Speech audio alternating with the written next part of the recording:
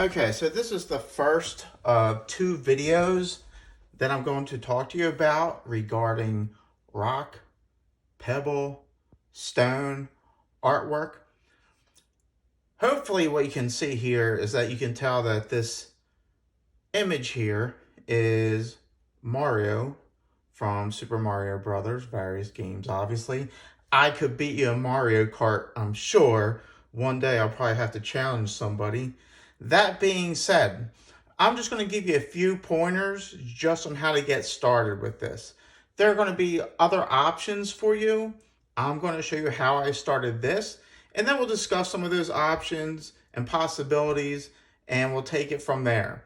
Again, this is the first video. I will be sharing a second video as well with a different kind of idea regarding rock, stone, or pebble art. So let's start with this. I'm going to put this off to the side for just a moment. I have pre-drawn this Mario. I use white color pencil and black paper. I like using the black paper for this project. Not that you have to, but it gives me a good outline. One of the things I had to do in order to get started was I had to go out and collect some rocks.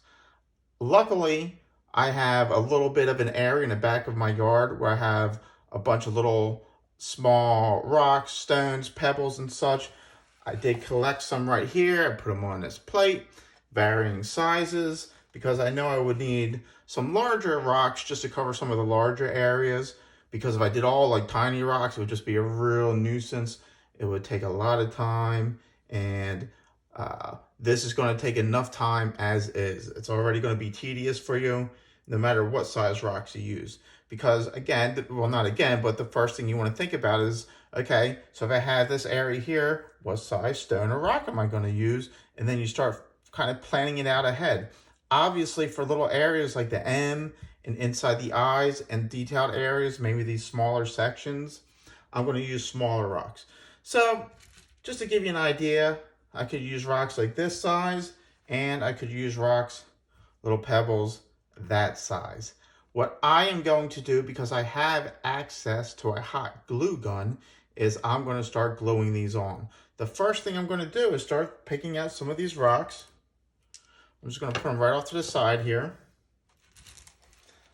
Again, I'm getting all different kinds of sizes. Some of the smaller ones are going to come in really handy in some areas. Now, this would also work with Elmer's glue. That obviously would take a lot longer to dry than the hot glue. If you have a hot glue gun, that's great. If you don't have access to any kind of glues, that's fine. You could actually just lay the rocks on top of whatever image you decide and then take the picture before you decide to take the rocks off. Speaking of images, I would not get too much more detailed than something like this, or an emoji, or a simple clip art. What's going to happen is, the more detailed your drawing is, it's going to be a lot more difficult. It's going to be a lot more tedious. It's going to take you a lot more time. That doesn't mean I don't want you to challenge yourself. Do not misinterpret that. Of course, I want you to challenge yourself. But with the amount of time that we have, I want to make sure that this is done within a week, because our submission day will most likely be Friday. Now, with that being said, I have some rocks here. I'm kind of getting ready. I like to just take my glue gun, which again, I already have here, kind of preheated. And I'm just going to start with this M. Oh, a little bit too much there. That's all right. I can spread that out. Now, the thing is, I have to get the rocks on there pretty quickly, because that hot glue does dry quickly, and I'm trying not to get the hot glue on my fingers, and I can use a pencil actually to move these in place. The key to making this work so I can still see the image, and I'll reiterate this when I show you the finished copy again, is making sure that I have spaces where these pencil lines are, where these white pencil lines are. If I just put all these rocks right next to each other throughout the entire project, you're not even going to see anything. You're just going to see this shape. So I'm going to kind of finish this M, and I'm not going to obviously do the entire project, but I want to show you enough so that you understand what needs to be done and what you're doing. Ooh, oh, that hurt a little bit. It's a little hot. So you can see what you're doing here. And there's my M right there.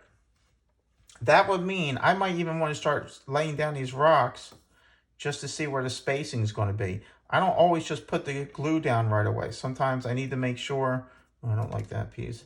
Sometimes I need to make sure that certain pieces are going to fit. I don't just grab a rock and decide to put it there. What would happen is if I just decide to start putting glue down, just throwing rocks down, just hoping that they're going to fit, you're going to have sometimes it's not going to work. You're going to have to rip them off. That actually happened to me when I was working on that the first finished example there.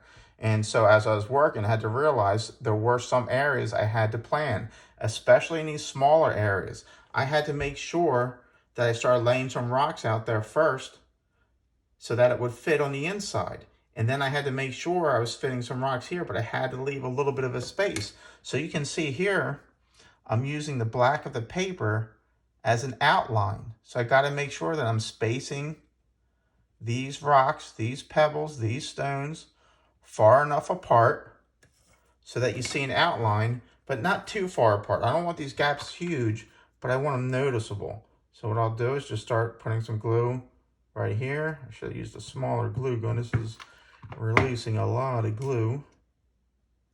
And again, I'm just going to make sure that these are getting spaced out. I'm going to use my pencil for this one because it's really close. You can see that it's drying very fast. I want to put a little bit of glue right on there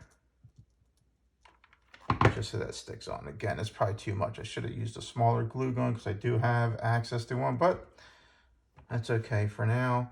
I'm going to put a little bit more glue right in here. And again, this is drying pretty quickly. So I'm going to put that there. Again, I will not be doing this entire thing. I'm just going to do just enough so that you get the general idea and then show the finished example again. So now I'm going to start going down this way.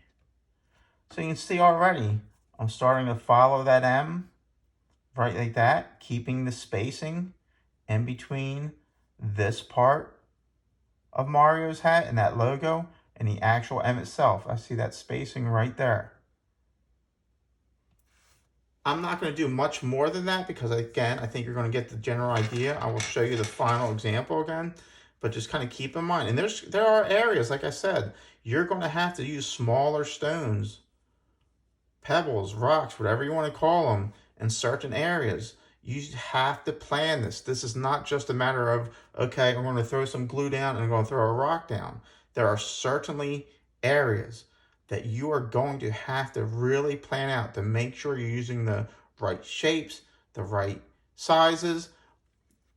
And I'll give you an example right here as I'm looking at the finished copy. Right here, for example, where Mario's ear was, right next to his face, I used some of the extra hot glue, looks like webbing. I used a pointed piece for this part of the ear. Again, you can see the sizes of the rocks, depending on what area I'm working on, make a difference in what you're doing. The larger areas, I tended to use larger rocks. The smaller areas, I obviously use smaller rocks. And then, you know, everywhere in between. There is a system when you're doing this. You got to make sure that you have a plan and that you're following it. Again, like I said before, this is not a matter of just throwing glue down and then throwing a rock down and just hoping it'll work. You do have to plan to some degree. Certain areas like here, especially around the chin, I didn't have to plan as much. I did just start putting some rocks down. But once I got down to here, I did have to plan a little bit more because some of the rocks I had were not fitting. So I went to some smaller rocks in that area. Then what I did was I cut this out and then I placed it on this background. All I did was glue some blue paper to red paper, cut out some yellow squares, and then I cut this out. I had an X-Acto knife and I just cut that out and put some white paper behind it. You can get as creative as you want with a background, but it's somehow, some way, I would like to see, for this example, some kind of design, logo. We want to get, again, I was saying earlier before that you don't have to do anything that's super detailed. I would actually encourage you to stay away from doing anything too detailed, but you don't want to just do a square and then that's it. So you could do whatever image you want to do for the rock design. You could do a rock design for the background as well, or you could do something like I did, which was do a multimedia project where I used the rock and then I did construction paper for the background.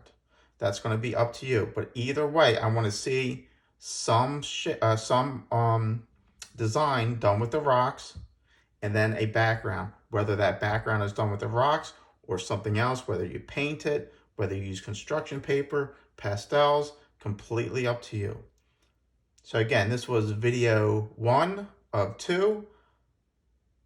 Will be a second video showing another project involving a rock, and it's going to involve rock painting. And you will be able to choose which one of these projects that you want to do. So good luck. I'll talk to you soon. If you have any questions, don't hesitate to contact either myself or Mr. Seville.